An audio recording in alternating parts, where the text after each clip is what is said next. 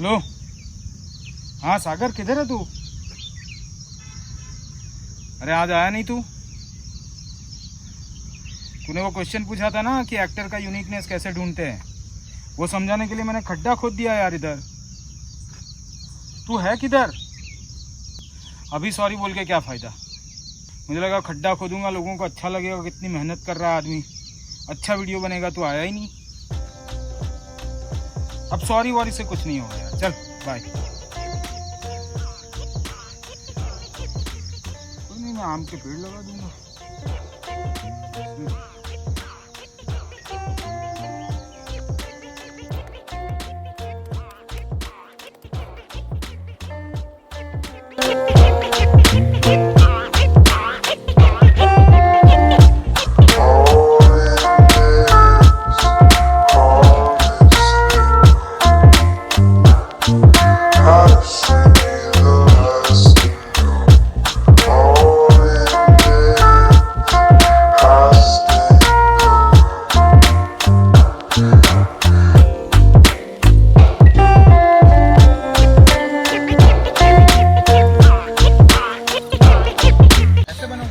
Sorry sir.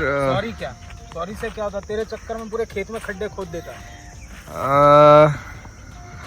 क्या sir वो रात को थोड़ा लेट से सोया इसलिए। इसके अलावा कोई अच्छा क्रिएटिव एक्सक्यूज नहीं कर सकता है कुछ? सर सच बोल रहा कि हूँ। रात को मैं प्रैक्टिस कर रहा था, सोच रहा था, एक्टिंग के बारे में सोच रहा था। अभी मेरे मुंह से निकल जाएगा अभी। सर आपने ही तो बोला ट्रूथफुल रहना चाहिए अपने आप से, तो मैं सच बोला।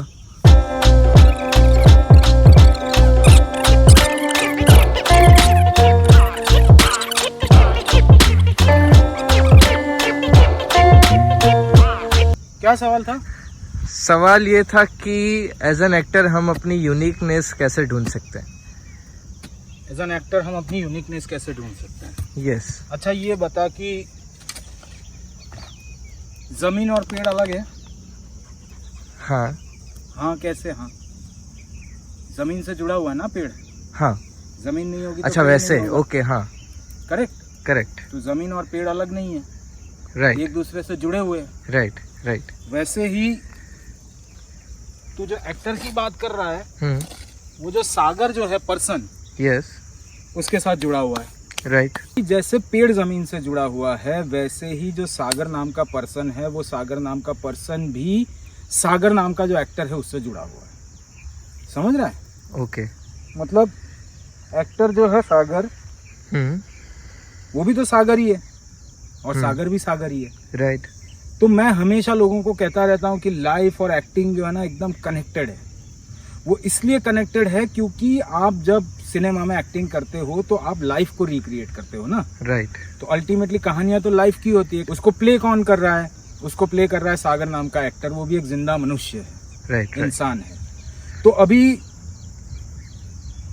यूनिकनेस ढूंढने के लिए सबसे पहले आपको न्यूट्रलिटी तक जाना पड़ेगा। न्यूट्रलिटी मतलब कि जैसे अब ये खड्डा खोदा, सबसे पहले तो ऊपर घास की परत थी, घास की परत हटी, उसके बाद एक गीली मिट्टी की परत थी, वो हट गई, उसके बाद सूखी मिट्टी आई, वो निकल गई।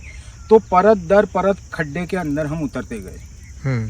वैसे ही हमने हमारी जिंदगी में बहुत सारी परतें चढ़ा रखी है, चढ़ जाती है हमारे बिना सोचे, हमारे बिना अवेयर हुए। जैसे हमारे ऊपर सबसे पहली परत चढ़ जाती है अपने नाम की, फिर हमारे ऊपर परत चढ़ जाती है अपने परिवार की, फिर एक लेयर चढ़ जाती है रिलीजन की, फिर एक लेयर चढ़ जाती है एजुकेशन की, फिर ट्रेडिशन की, फिर कल्चर्स की, फिर दोस्तों की।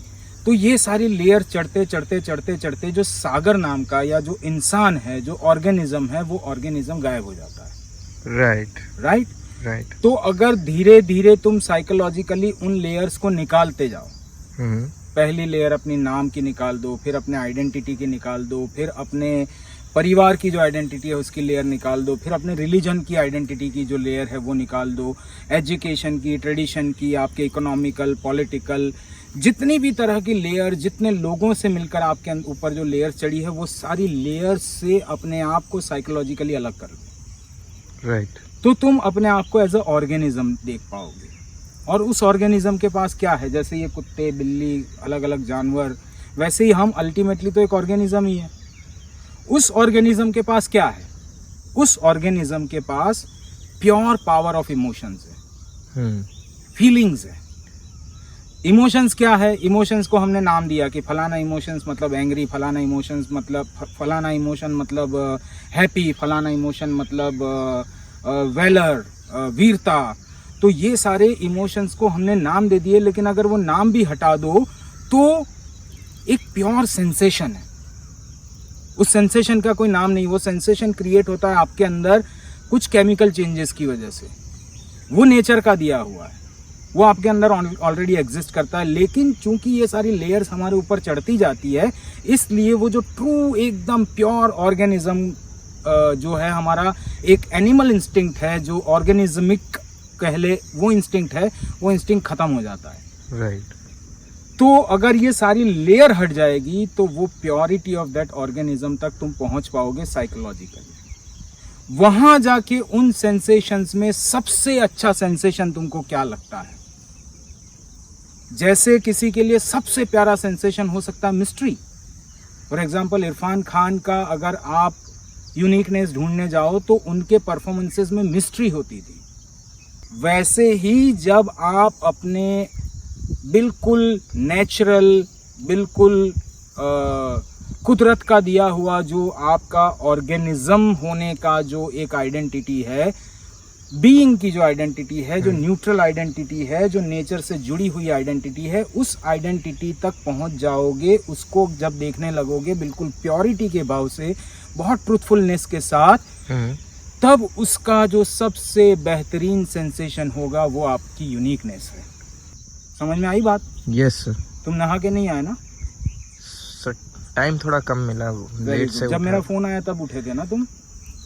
हाँ कह सकते हैं। Very good. तो अभी तुम अगर नहीं नहाओगे, नहीं नहाए हुए हो, तो थोड़ा पसीना मेरी तरह होगा तो कोई प्रॉब्लम नहीं है। हाँ कोई प्रॉब्लम नहीं। घर जाके नहा सकते हो। हाँ हाँ ऑफ कोर्स, है ना? तो यहाँ से 20 फीट पे एक और खड्डा खोदना है। क्या? यहाँ से 20 फीट पे जैसे मैंने वो खड्डा खोदा वैसे एक और खड्डा खोदना है। मतलब ऐसे खड्डे खोदते जाना है वहां तक। ओके। हाँ।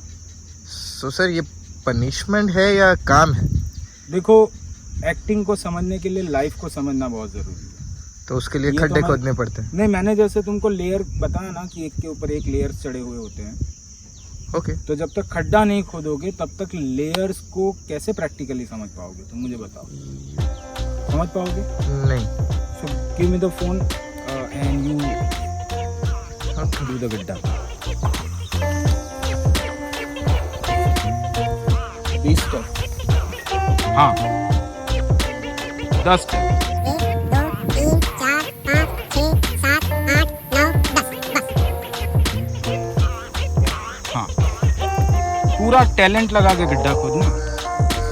गड्ढा खोदना भी टैलेंटेड आदमी का काम है। रेडी 1 2 3 गो स्टार्ट।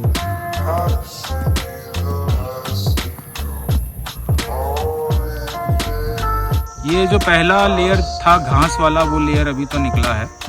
और थोड़ा बड़ा करो, बड़ा करो, बड़ा। आम लगाना है, आम। आम खाओगे ना फिर 2-4 साल बाद।